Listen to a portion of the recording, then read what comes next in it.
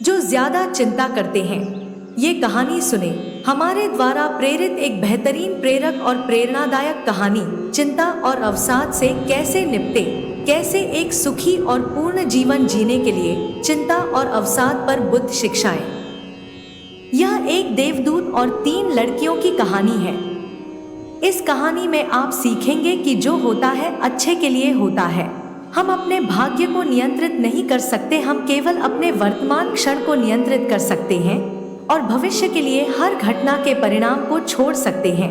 हम केवल अपना सर्वश्रेष्ठ कर सकते हैं और सब कुछ समय के लिए छोड़ सकते हैं।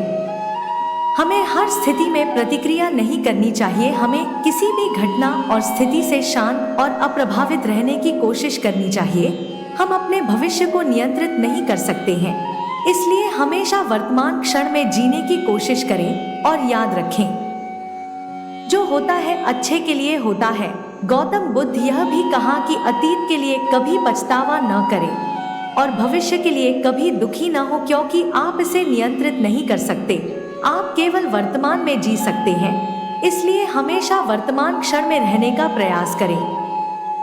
एक बार मृत्यु के देवता ने अपनी एक परी को पृथ्वी पर भेजा। एक स्त्री मर गई, उसे उसकी आत्मा को लाना था। देवदूत आया, लेकिन वहां की स्थिति देखकर असमंजस में था। उसने देखा कि उसकी लाश के पास 3 छोटी लड़कियां पड़ी हैं। एक अब भी उस औरत की छाती से लिपटा हुआ है, दूसरा फूट फूट कर रो रहा है और तीसरा रोते रोते सो गया है। उसकी आंखों के पास आंसू सूख चुके हैं, नन्हे नन्हे तिनके। माँ मर चुकी है, परिवार में और कोई नहीं। पिता पहले ही मर चुके हैं। उनके साथ क्या होगा? उनकी देखभाल कौन करेगा? यह सोचकर देवदूत बहुत दुखी हुआ। सो वह खाली हाथ लौटा और अपने मुखिया के पास गया और कहा कि मैं उस स्त्री की आत्मा नहीं ला सका, मुझे क्षमा कर दो।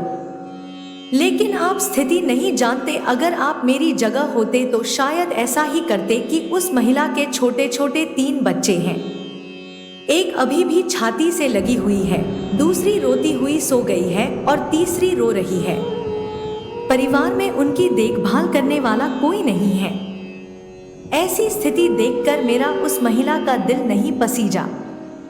क्या ऐसा नहीं हो सकता कि महिला को कुछ और समय दिया जाए ताकि लड़कियां बड़ी हों? यह सुनकर मृत्यु के देवता जोर से हंसे और कहा कि तुम उस भगवान से भी ज्यादा समझदार हो गई हो जिससे तुम्हें जीवन और मृत्यु मिलती है, जिसकी इच्छा से तुमने बहुत बड़ा पाप किया है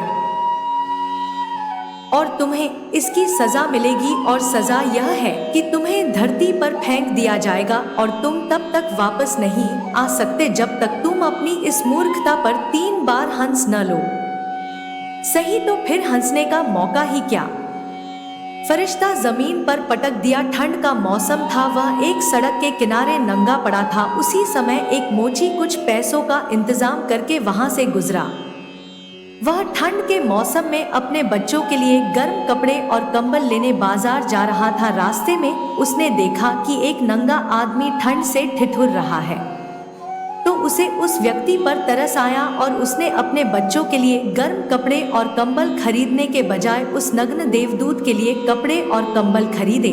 उस नग्न व्यक्ति ने कहा कि उसके पास परिवार और आवास नहीं है।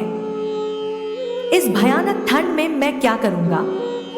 मोची ने कहा कि चिंता मत करो, मेरे साथ मेरे घर में रहो, लेकिन ध्यान रखना कि जो पैसे मैं अपने बच्चों और पत्नी के कपड़ों के लिए लाया था, उनसे मैंने तुम्हारे लिए कंबल और कपड़े खरीदे और अब मैं तुम्हें भी घर ले जा रहा हूँ। इसलिए मेरी पत्नी को होना चाहिए गुस्सा और शायद अच्छा या बुरा कहें, लेकिन चिंता न करें, थोड़े दिनों में सब ठीक हो जाएगा।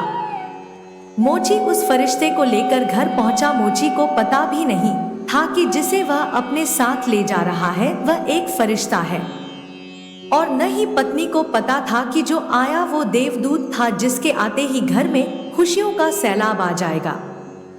जैसे ही मोची देवदूत को लेकर घर पहुंचा और सारी घटना अपनी पत्नी को बताई, पत्नी गुस्से से आग बबूला हो गई। उसने अपने पति पर गोली चला दी। उसने बहुत अपशब्द कहे, वह बहुत चिल्लाई। उस दिन देवदूत पहले हंसा। मोची ने पूछा, क्या बात है?